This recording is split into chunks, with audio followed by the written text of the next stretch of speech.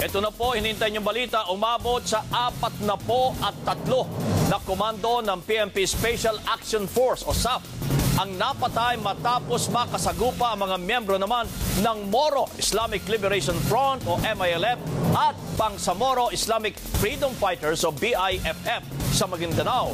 Pumasok umano ang mga kagawad ng Special Action Force sa lugar na kung saan ay pinamamahalaan naman o sakop ng MILF nang walang pasabi. Kaya nagkagulatan umano ang magkabilang pwersa. Live mula sa Maguindanao, nagpapatrol si Ciara Zambrano. Ciara, so ano ba talaga? Bakit pumasok daw ang PNP Special Action Force sa lugar ng MILF at BIFF nang wala malang pasabi mula sa MILF?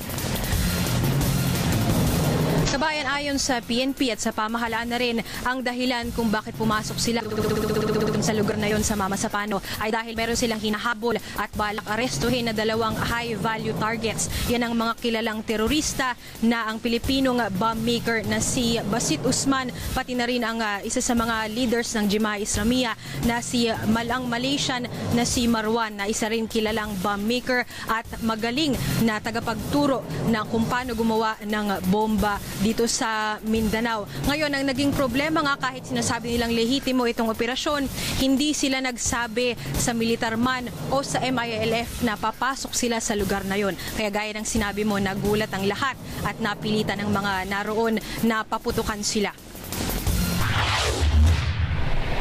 Buong araw na naglalabas-masok sa 6th Infantry Division Headquarters ang mga ambulansya at iba't ibang sasakyan na may kargang hindi pinapasilip.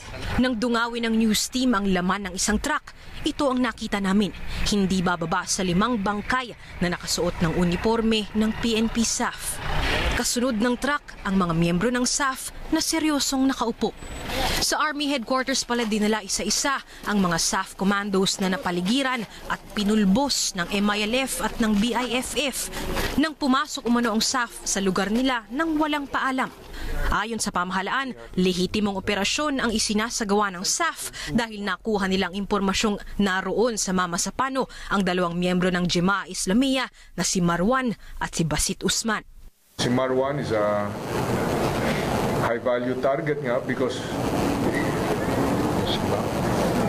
teacher, assembler, propagator of bombing techniques na marami nang namatay at nasaktan dito sa bansa natin.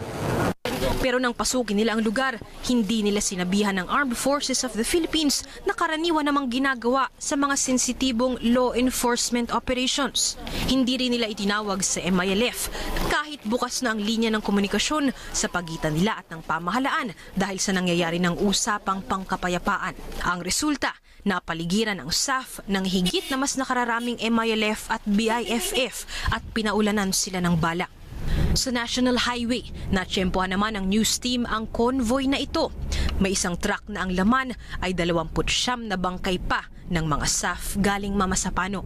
Dinala ang mga ito sa morgue ng Army Division. Kapwa pulis nila ang nagbababa sa mga katawan at kumukuha ng fingerprints. Sa labas ng morgue, naghihintay si Bernadette na hinahanap ang bangkay ng kapatid niyang si PO3 Virgel Villanueva. Kahit alam mo nang kasali siya, pero ano mo talaga sa mind mo na sana hindi siya kasali. Pero according doon, alam mo daw talaga. Sa labas, nakabantay din ang iba pang miyembro ng SAF na tumulong para kunin ang mga bangkay mula sa Mamasapano. Sa bisperas ng anibersaryo ng Philippine National Police, tinamo ng Special Action Forces ang pinakamalaking bilang ng patay sa kanilang hanay mula sa iisang insidente. Kabayan, bukod dito sa kumpirmado na 43 patay, meron ding kumpirmado na 11 na sugatan na miyembro ng SAF at may isa pang komando ng SAF na nawawala hanggang ngayon. Pero ang mga numerong ito, kabayan, ay nagbabago pa dahil ongoing pa rin itong retrieval at ang clearing operations doon sa bahaging Mamasapano. Ngayon, ang sinasabi ng pamahalaan, aminado silang maapektuhan talaga ng insidenteng ito ang peace talk sa pagitan nila at ng MILF. Pero umaasa na lang sila na hindi ito ang magiging dahilan na tuluyang madiskaril ang usapang pangkapayapaan ng pamahalaan at ng MILF. Kabayan. Dumpa sa mga napatay o nasugatan ay merong mga civilian. Kabayan, sa ngayon, iba-iba ang naririnig naming reports. Nung una, mayroon daw 50 na ang patay, mayroong 30, may 4 na po.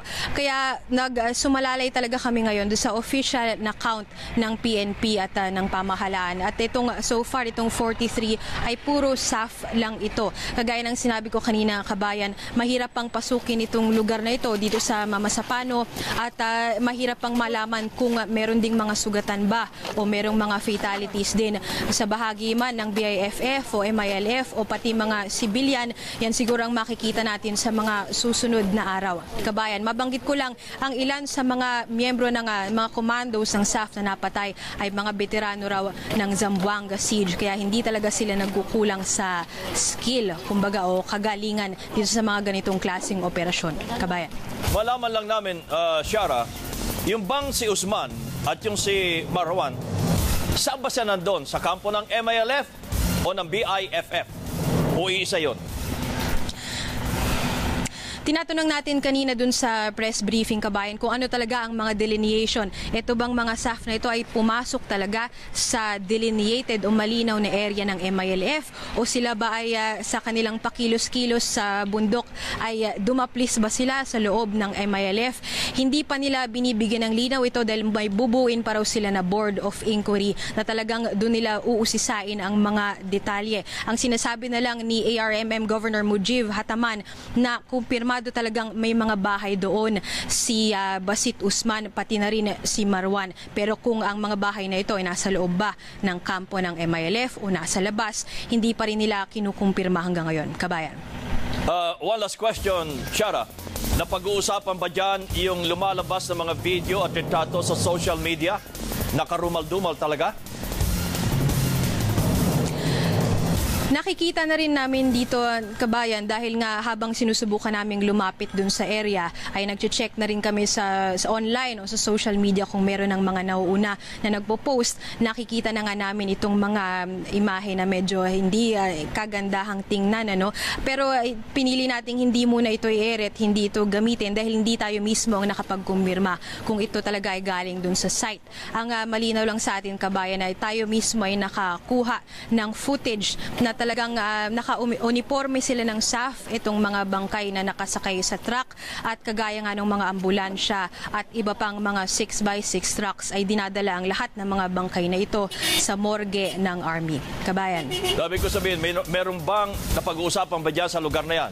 Yung video at saka yung picture na lumabas nga sa mga Facebook, sa social media. Yung ibang tao dyan. Napag-uusapan din ng mga opisyal din, nakikita rin nila ang kabayan. Pero kagaya nga ng ginagawa ng mga media, nagiging maingat din yung mga opisyal na komentohan o i-confirm ko ito ba talaga ay galing doon sa actual na site, kabayan. Hindi tayo masyadong kakaroon pa ng pagkakataon na magtanong dito sa mga taga rito kung nakita ba nila ang mga videos na ito. Kaya sa ngayon sumasalalay talaga tayo sa official na release at statements ng pamahalaan, kabayan. Maraming salamat, Shara Zambrano, live mula sa Maguindanao.